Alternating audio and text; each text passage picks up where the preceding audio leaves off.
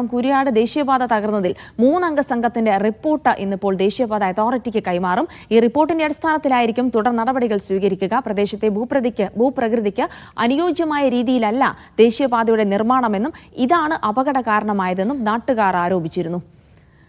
ജംഷീർ കൊടിഞ്ഞി വിവരങ്ങൾ നൽകാനായി ചേരുന്നുണ്ട്. ജംഷീർ, എന്തായാലും 3 അംഗ സമിതി സ്ഥലം സന്ദർശിച്ച് പഠനം നടത്തിയിട്ടാണ് റിപ്പോർട്ട് സമർപ്പിക്കുന്നത്. സ്വാഭാവികമായിട്ടും അവിടെയുള്ള നാട്ടുകാരുടെ വാദങ്ങളടക്കം മുഖവിലേക്ക് എടുത്തിട്ടുണ്ടാകും. ഇനി ഇതുമായി ബന്ധപ്പെട്ട റിപ്പോർട്ടിൽ എന്തൊക്കെ നിർദ്ദേശങ്ങളാണുള്ളത്, എന്താണ് പ്രശ്നത്തിന് കാരണമായത് തുടങ്ങിയ ഫൈൻഡിങ്സുകളൊക്കെ നമുക്ക് ലഭിക്കേണ്ടതുണ്ട്. അതിനുശേഷമായിരിക്കും ഇനി ഇത്തരത്തിലുള്ള നിർമ്മാണമാണ് ഇവിടെ നടക്കുക എന്നുള്ള കാര്യത്തിൽ കൂടി തീരുമാനമാവുക. അതിനിടയ്ക്ക് വലിയ പ്രതിഷേധങ്ങൾ ഇപ്പോഴും തുടരുന്നുണ്ടോ ജംഷീർ സ്ഥലത്ത്? പ്രതിഷേധം ഇപ്പോൾ അവസാനിച്ചിരിക്കുകയാണ്. നേരത്തെ വലിയ തരത്തിലുള്ള പ്രതിഷേധമായിരുന്നു അവിടെ ഉണ്ടായിരുന്നത്. അന്ന് പ്രതിഷേധക്കാരോട് കളക്ടറുടെ നിർദ്ദേശപ്രകാരം തിരുവങ്ങാടി തഹസിൽദാർ PO സാദിഖ് വന്ന് പറഞ്ഞത് ഇതിനകത്ത് വിദഗ്ധ സംഘം വരുന്നുണ്ട്. അവർ വന്നതിന് ശേഷം ആ റിപ്പോർട്ട് ലഭിച്ചതിന് ശേഷം തുടർ നടപടികൾ സ്വീകരിക്കുകയും ഈ പ്രതിഷേധക്കാരുടെ ആവശ്യങ്ങൾ അംഗീകരിക്കുകയും ചെയ്യും എന്നുള്ള കാര്യമായിരുന്നു അന്ന് തഹസിൽദാർ ഈ പ്രതിഷേധക്കാർക്ക് ഉറപ്പ് നൽകിയത്. അതിന്റെ പശ്ചാത്തലത്തിലായിരുന്നു താൽക്കാലികമായി അവർ പ്രതിഷേധം അവസാനിപ്പിച്ചിരുന്നത്.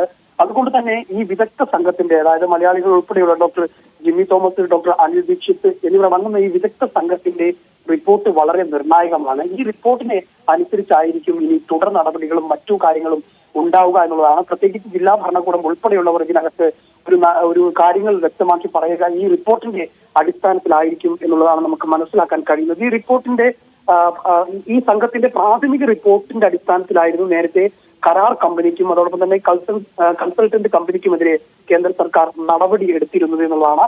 എന്നാൽ ഇനിയിപ്പം ഈ സംഘത്തിന്റെ വിശദമായ റിപ്പോർട്ടാണ് ഒരുപക്ഷെ ഇന്ന് നൽകുമെന്നാണ് നമ്മൾ പ്രതീക്ഷിക്കുന്നത്. ഈ റിപ്പോർട്ട് ഇന്ന് നൽകുന്ന മുറയ്ക്കായിരിക്കും ഇനി അങ്ങോട്ടുള്ള തുടർ നടപടികൾ മറ്റും ഉണ്ടാവുക എന്നുള്ളതാണ്. ഒരുപക്ഷെ ഈ നാട്ടുകാർ ഉന്നയിക്കുന്ന അല്ലെങ്കിൽ നാട്ടുകാർ ചൂണ്ടിക്കാണിക്കുന്ന കാര്യം ഈ പ്രദേശം ഒരു വയൽ പ്രദേശമാണ്, ഇവിടെ ഇത്തരത്തിലുള്ള നിർമ്മാണം നടക്കില്ല അല്ലെങ്കിൽ അത് പോസിബിൾ അല്ല എന്ന കാര്യം നേരത്തെ തന്നെ പലതവണ ഈ അധികൃതരെ, നിർമ്മാണ കമ്പനി ഉൾപ്പെടെയുള്ളവരെ അറിയിച്ചിട്ടുള്ളതാണ്. പക്ഷേ അത് മുഖവിലേക്കെടുക്കാതെ നേരത്തെ പല സ്ഥലങ്ങളിലും തങ്ങൾ ഇത്തരത്തിലുള്ള നിർമ്മാണങ്ങൾ നടത്തിയതാണെന്ന് പറഞ്ഞുകൊണ്ട് അവർ ആ നിർമ്മാണവുമായി മുന്നോട്ട് പോയതിന്റെ പരിണിത ഫലമാണ് ഇപ്പോൾ ഉണ്ടായതെന്നാണ് നാട്ടുകാർ പറയുന്നത്. അതുകൊണ്ട് തന്നെ ഇവിടെ ഒരു വയഡക്ട് മോഡൽ പാലം നിർമ്മിക്കുകയാണ് പോസിബിൾ, അല്ലാതെ ഇത്തരത്തിൽ ഈ വയലിൽ ഇത്തരത്തിലുള്ള ഒരു നിർമ്മാണം നടക്കില്ല എന്നുള്ള കാര്യം നാട്ടുകാർ ചൂണ്ടിക്കാണിക്കുന്നുണ്ട്. എന്നാൽ അത്തരത്തിൽ ഒരു വയഡക്ട് പാലം നിർമ്മിക്കുമോ അല്ലെങ്കിൽ ഇത് ഈ രീതിയിൽ തന്നെ നിർമ്മാണം തുടർന്ന് മുന്നോട്ട് പോവുകയാണ് ചെയ്യുക എന്നതൊക്കെ വ്യക്തമാകണമെങ്കിൽ ഈ റിപ്പോർട്ടിന്റെ അടിസ്ഥാനത്തിലായിരിക്കും ഇനി തുടർ നടപടികൾ ഉണ്ടാവുക. ഏതായാലും ഈ റിപ്പോർട്ട് വിദഗ്ധ സംഘം